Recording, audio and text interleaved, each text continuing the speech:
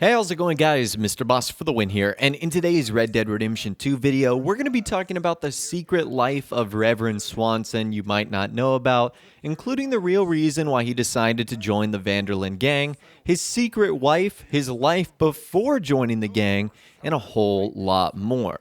So a lot of you guys requested that I sort of cover the background and backstory of Reverend Swanson because one of the biggest questions I get is, why is he even in the gang? He often doesn't really provide anything of value, and most of the time he's either just getting in trouble or he just is causing a problem, like trying to steal from the donation box or begging, Leopold Strauss to give him some extra money. So he doesn't really seem to have a purpose, yet for whatever reason, he's been in the gang for a long time now. Now, the only thing we know about his past is that he used to work as a clergyman, but as he has indulged in earthly pleasures such as alcohol and sex, he slowly lost his job and his family, as well as his faith. So we're actually going to begin with something you might not have known about Reverend Swanson, and that is the fact that he actually has a secret marriage. And he describes this relationship with her just a little bit in a camp encounter. Reverend, I made rather a fool of myself again. Miss Grimshaw. Me too. Me too. It's Have a so seat by the fire, embarrassing. Arthur. It happens. After Bessie passed away, I was drunk for a year. I wouldn't worry too much about it. You know something? I was married once. You were? Only it turns out that she was already married. So I was party to bigamy. Just another sin to add to my list. What Evening, happened? Arthur. The law caught up with us in San Francisco. She jumped aboard a ship and sailed to Shanghai, I believe. Suppose I still am married in a way, but it hasn't been terribly fulfilling. No. I suppose not. So that's pretty interesting. It turns out that Reverend Swanson committed bigamy, which again just adds more sort of confusion and mystery to Reverend Swanson's backstory. Now, sort of building off of that, I'm sure you guys are wondering how Reverend Swanson ended up joining the gang. Well, it turns out he saved Dutch van der Linde's life, and he goes into detail about how that happened in another camp conversation. Fool of myself again. Drink or morphine? Drink. Well, both, but mostly drink. Hello. I'm sorry, Reverend. You have always been so kind to me. Well, you saved my life. I won't forget that. That was long ago. You're my family. I may lack your religious convictions, Reverend, but I have my own beliefs, and family is very important. Family is all we have. Ain't that so, Arthur? Absolutely. So I think it's pretty clear that if he hadn't saved Dutch's life in the past, it's unlikely that the gang would have kept him around for so long. I can only imagine that Dutch feels like he's in his debt, which is why Swanson has been allowed to stay as long as he did. So again, interesting stuff right there, that he was the one that saved Dutch's life. So turns out he's more of an important character than we really all think. Now, Reverend Swanson does sort of have a wholesome story and his reasons for actually joining the gang. And it's sort of the overall underlying theme of Red Dead Redemption, which is seeking redemption. And that's why Reverend Swanson wanted to join the gang. Good life. A different sort of life. I saved souls. I exorcised devils. I did. I cast out evil, and I helped people. I was a pompous ass. Really, I was.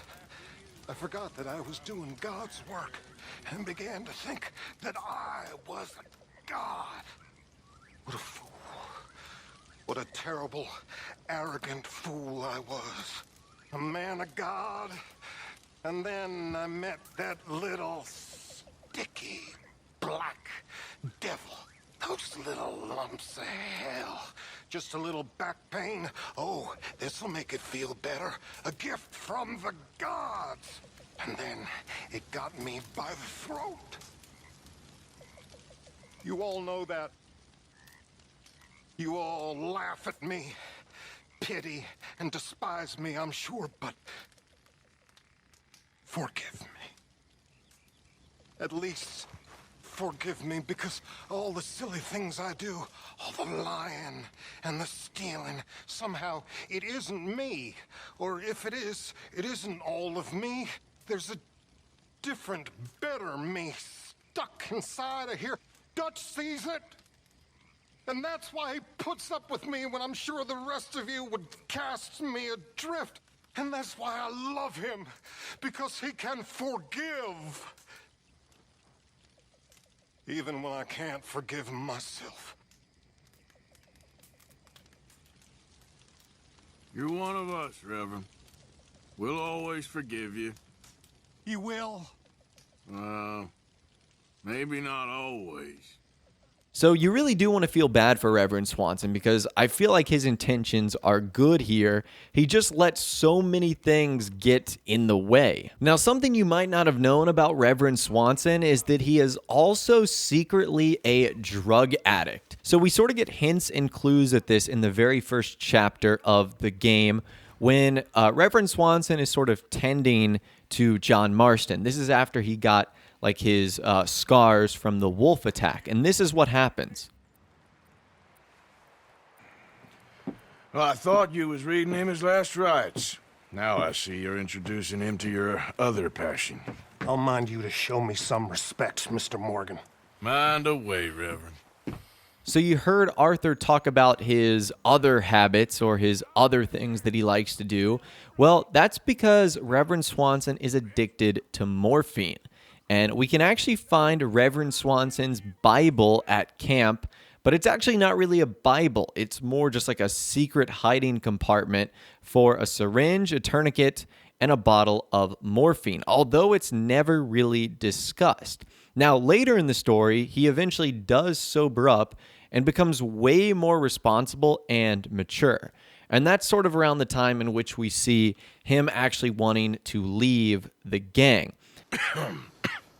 Reverend? You okay, Mr. Morgan? I don't know, Reverend. These are challenging times for all of us. Yes, very challenging. You don't seem yourself, somehow. I've always felt... I've left the morphine, sir. Arthur, Reverend Swanson, would you excuse us a minute? Of course. And as you guys know, or as I've covered in previous videos, you can actually find out that Reverend Swanson moved to New York and became a preacher. He's the minister of the First Congregational Church of New York City. So it seems as if Reverend Swanson does eventually turn his life around, but not without a bunch of twists and turns along the way. And this is something I really wanted to cover because so many of you guys asked me, again, why is Reverend Swanson in the gang? He doesn't seem to provide anything in terms of getting money.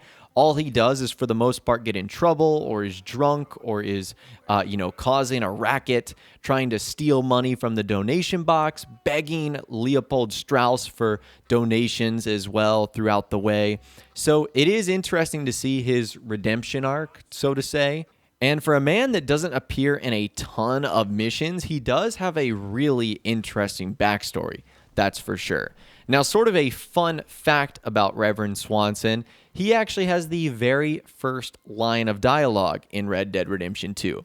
That doesn't really have anything to do with his backstory or background, but that's something you might not have known about, or something you might not have picked up on when you were first starting the game. But anyways, that right there is the secret life of Reverend Swanson that you might not know about in Red Dead Redemption 2. As always, I'd love to hear from you guys in the comments down below, or reach out to me on my Facebook page. Number 1, what do you think of Reverend Swanson and his role with the gang?